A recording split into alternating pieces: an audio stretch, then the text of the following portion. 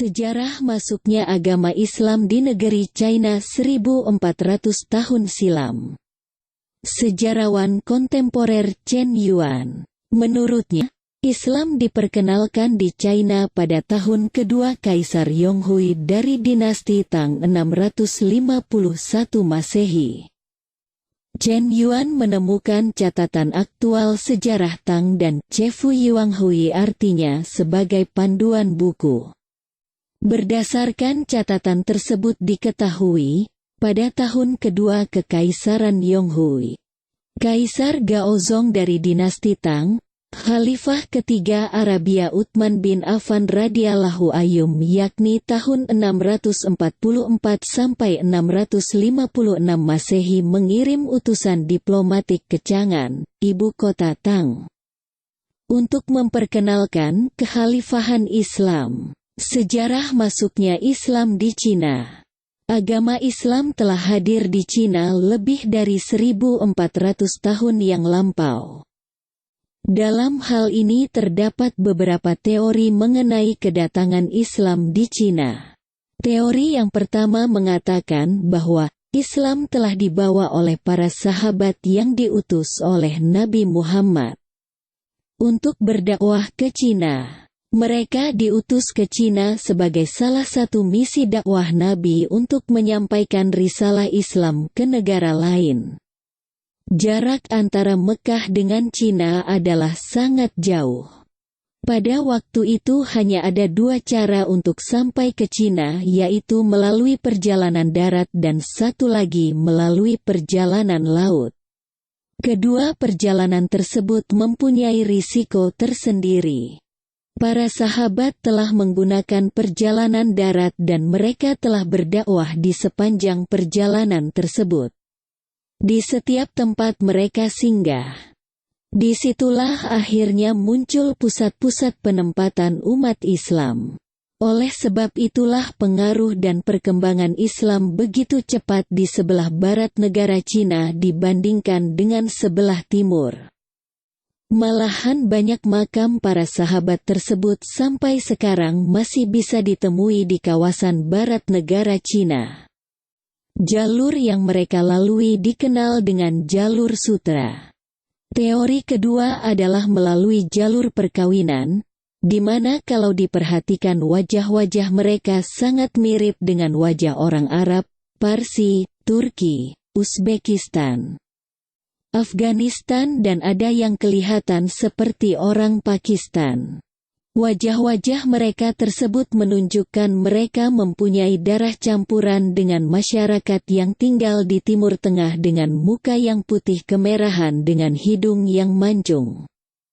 Perkawinan di antara bangsa tersebut telah membantu mempercepat perkembangan dan penerimaan Islam di kalangan masyarakat Cina.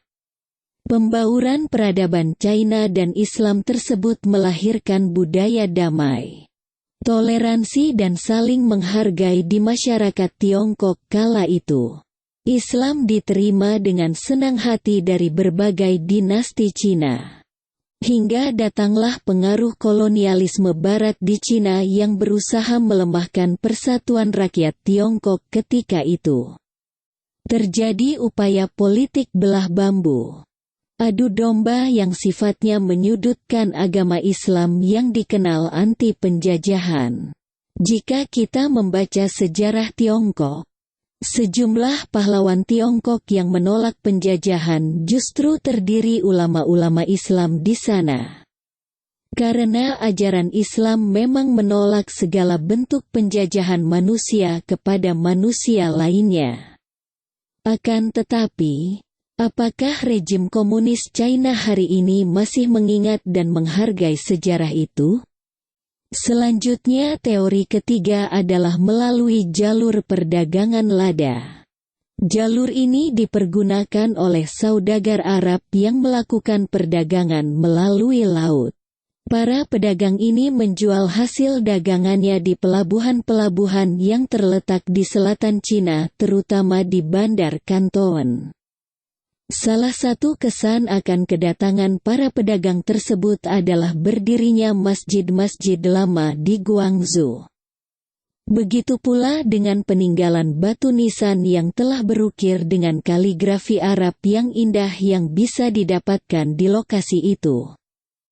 Jalur ini juga telah digunakan oleh Laksamana Cheng Ho untuk melancarkan ekspedisinya ke negara-negara lain. Bahkan pedagang dari India juga menggunakan jalur ini untuk sampai ke negeri tirai bambu. Sejarah perkembangan Islam di Cina. Mengenai perkenalan awal Islam di Tiongkok, sebutan untuk negeri Cina, dalam hal ini terdapat beberapa penanggalan yang berbeda.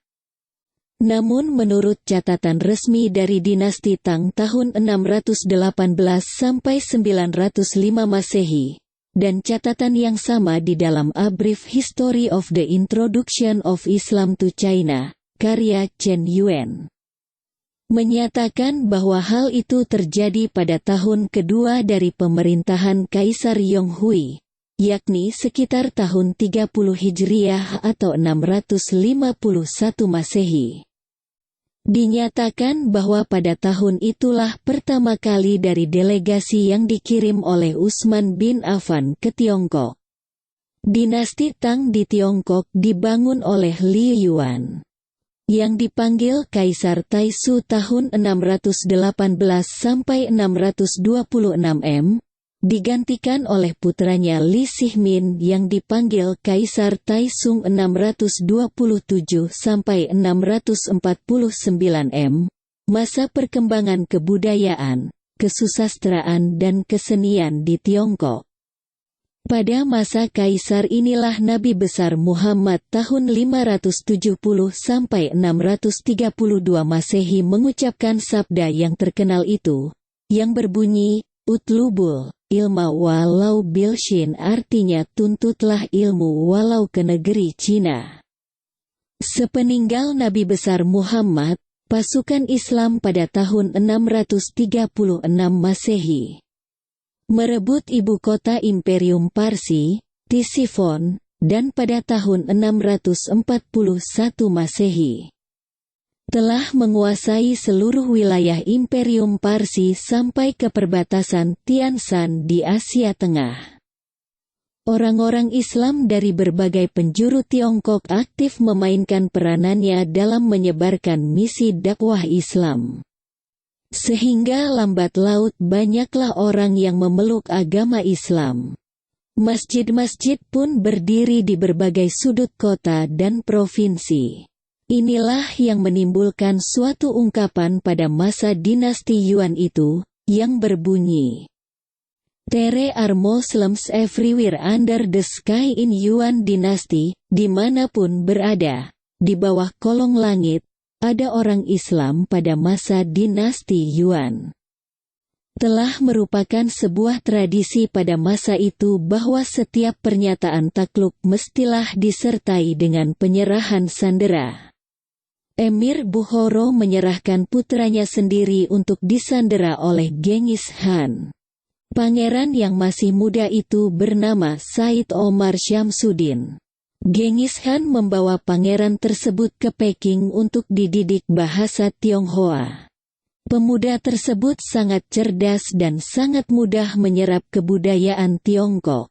Kubilai Khan, cucu dari Genghis Khan abad 13 Masehi yang menguasai Tiongkok, memberi nama kepada pangeran muda itu Sheswini.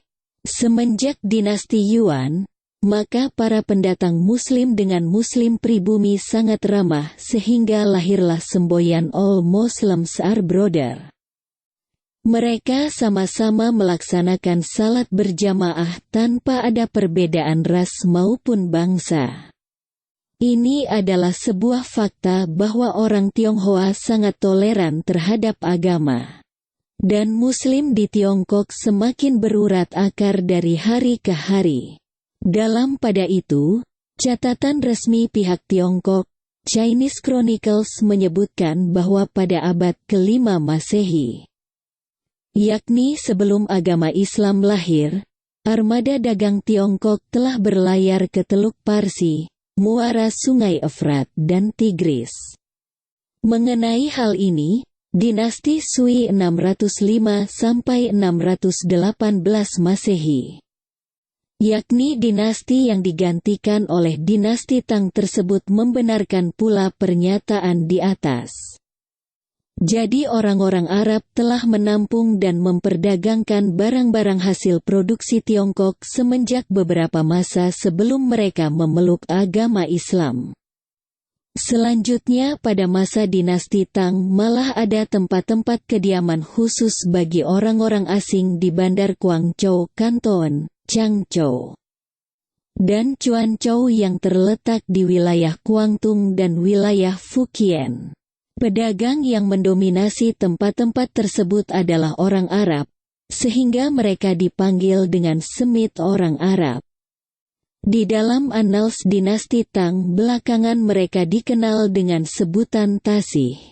Dr. J.C. Vanler di dalam karyanya Indonesian Trade Annals Society menyatakan bahwa koloni dagang orang Arab telah berada di Kanton semenjak awal abad ke-4 Masehi. Profesor S.M. Fatimi menulis sebuah karangan singkat pada tahun 1958 yang menyatakan masjid dengan menara cemerlang di Kanton cuma didahului pembangunannya oleh masjid pertama yang dibangun Nabi besar Muhammad sewaktu hijrah ke Madinah, yakni Masjid Kuba. Pernyataan tersebut dikukuhkan oleh Senator Ade Alonto yang telah melakukan penelitian dalam hal ini. Sementara itu Profesor Lo Hsiang Lindi di dalam karyanya A Study of Soukong, sebuah studi menyatakan bahwa panggilan Yui yakni singkatan dari nama Yusuf, yakni penyiar Islam pertama yang menemani Sa'ad bin Abi Waqqas, sahabat Nabi. Sa'ad dan Yusuf sendiri memperlihatkan teladan seorang Muslim, dan dampaknya amat besar sekali dalam sisi psikologis masyarakat Muslim Tiongkok saat itu. Pada masa pemerintahan dinasti Sung itulah saudagar-saudagar Arab dan Parsi ramai kembali mengunjungi bandar-bandar dagang di pesisir Tiongkok pada setiap musim, yakni bandar-bandar Guangzhou, Kanton dalam wilayah Guangdong dan bandar Quanzhou dalam wilayah Fujian. Zhou Guangyin, pembangun dinasti Sung, dan beliau terkenal dengan panggilan Kaisar Taisu tahun 960–796 Masehi. Ia berusaha memulihkan kehidupan ekonomi umum dan ekonomi rakyat. Kaisar dan pengikut-pengikutnya berjuang keras untuk menarik minat para saudagar-saudagar Arab dan Parsi itu dengan berbagai fasilitas, beserta jaminan keamanan. Jasa yang paling besar terhadap masalah ini tak lepas dari peranan seorang keturunan Arab yang bernama Pu Soukong. Pada awalnya beliau hanya diperintah untuk mengurusi kepentingan orang-orang Arab di Tiongkok. Namun belakangan ia menjabat sebagai Komisaris Tinggi Angkatan Laut untuk memelihara dan menjamin lalu lintas kapal-kapal dagang dari gangguan bajak laut. Dan terakhir ia ditunjuk sebagai Kepala Dinas Perdagangan. Begitu besarnya jasanya dalam memajukan ekonomi Tiongkok pada masa dinasti Sung, hampir 40 tahun dari hidupnya. Islam memperoleh perkembangan yang pesat pada masa dinasti Ming, bukan hanya bagi pendatang, namun bagi keturunan Han yang paling dominan di negeri tirai bambu itu. Tindakan atau kebijakan yang pertama yang dilakukan oleh Kaisar Chu Yuan Chang ini setelah merebut kota Nanking ialah membangun masjid raya. Dan didekasinya di masjid tersebut sebagai bukti penghormatan Tiongkok terhadap agama Islam di zaman tersebut. Demikianlah yang dapat kita bahas, semoga bermanfaat. Assalamualaikum warahmatullahi wabarakatuh.